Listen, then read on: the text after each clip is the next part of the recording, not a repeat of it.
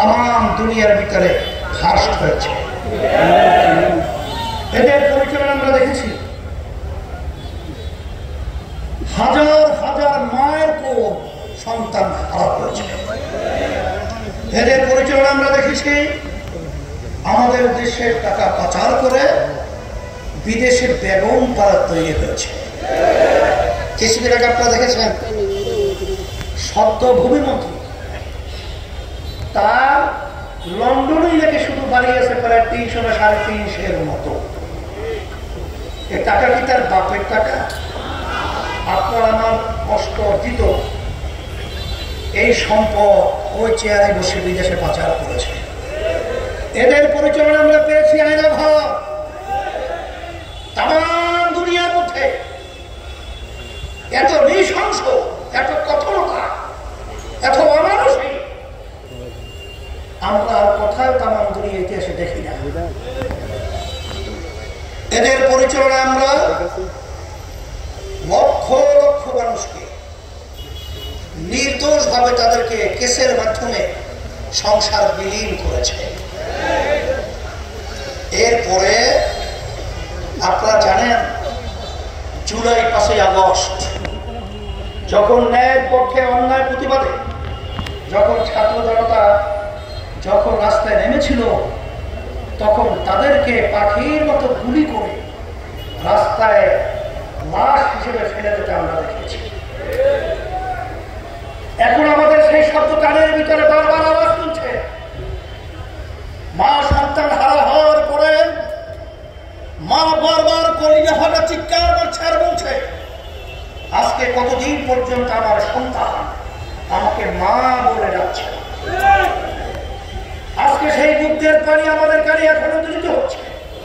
পানি লাগবে, পানি।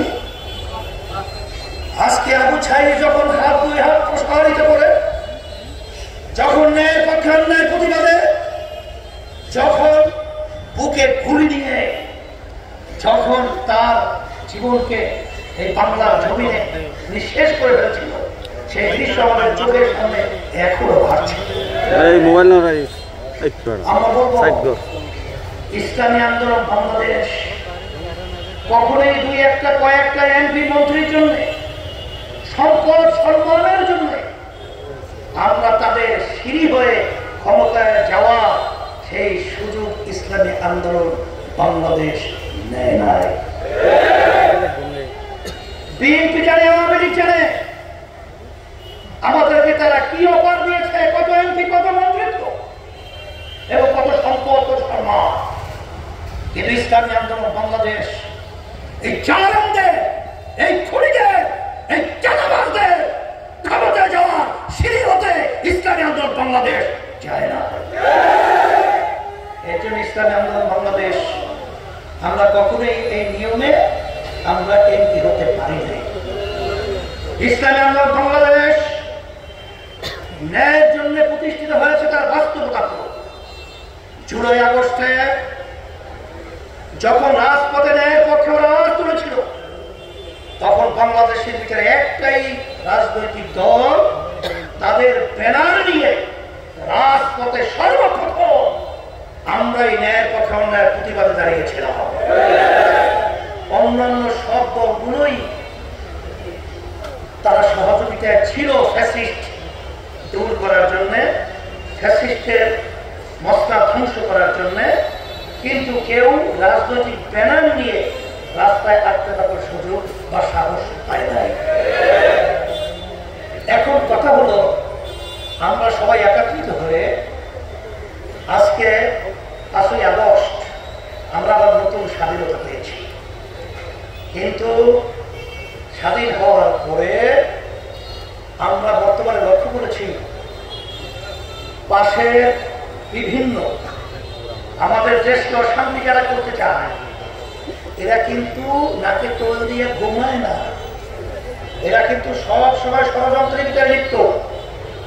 আমাদের দেশ গড়ার ঐক্যকে ধ্বংস করার জন্য আমাদের নিজেদের মধ্যে বাজাবাজি তৈরি করে, মারামারি কাটাকাটি তৈরি করে একটা পরিবেশ কিন্তু তৈরি করতে চায়। আমি বলবো ইসলামী আন্দোলন বাংলাদেশ যত সহযোগী সংগঠন রয়েছে এবং আমাদেরকে যারা মহব্বত করেন, খবরদার, আমরা ব্যক্তির চেয়ে দল বড়, দলের চেয়ে দেশ বড়। আমরা দেশের স্বার্থকে লক্ষ্য রেখে আমাদের ভিতরে দেশ যেন ঐক্য যেন কেউ নষ্ট করতে না পারে, সেটা আমাদের সকলকে সতর্ক থাকতে হবে। সাথে সাথে আমি আমার নেতা কর্মীদেরকে বলবো, আপনারা বক্তব্য রাখবেন, স্লোগান তুলবেন, খবরদার তার ভিতরে কোন সময় যেন শিষ্টাচার বহির্ভূত কোন স্লোগান বক্তব্য না হয়। এটা বিশেষ করে লক্ষ্য রাখতে হবে, কারণ এক শ্রেণীর স্বার্থান্বেষী মহল আজকে তারা কিন্তু বিভিন্ন প্রক্রিয়ায় আমাদের দেশকে ধ্বংস করার জন্য, আমাদের ভিতরে নিজেদের ভিতরে কন্ট্রোল তৈরি করার জন্য বিভিন্ন ষড়যন্ত্র কিন্তু তারা অব্যাহত রেখেছে। এটা মাথায় রাখতে হবে। সাথে সাথে অন্যান্য রাজনৈতিক দল যারা রয়েছেন, আমি সকলকে আহ্বান জানাবো, সকলকে বলবো যে আপনারাও কথা বলবেন, সেই কথার ভিতরে শিষ্টাচারিতা এটা যেন ব্যাহত না হয়, এটা বিশেষ করে লক্ষ্য রাখতে হবে। আর সাথে সাথে বিভিন্ন রাজনৈতিক দলের নেতাদের সঙ্গে আমাদের কথা হবে। আমি তখন তাদেরকে বলেছিলাম যে আসেন, বহুদিন ক্ষমতার স্বাদ আমরা ভোগ করেছি, আসেন 5ই আগস্টের পরে এখন সুন্দর একটা দেশ গড়ার সুযোগ এসেছে।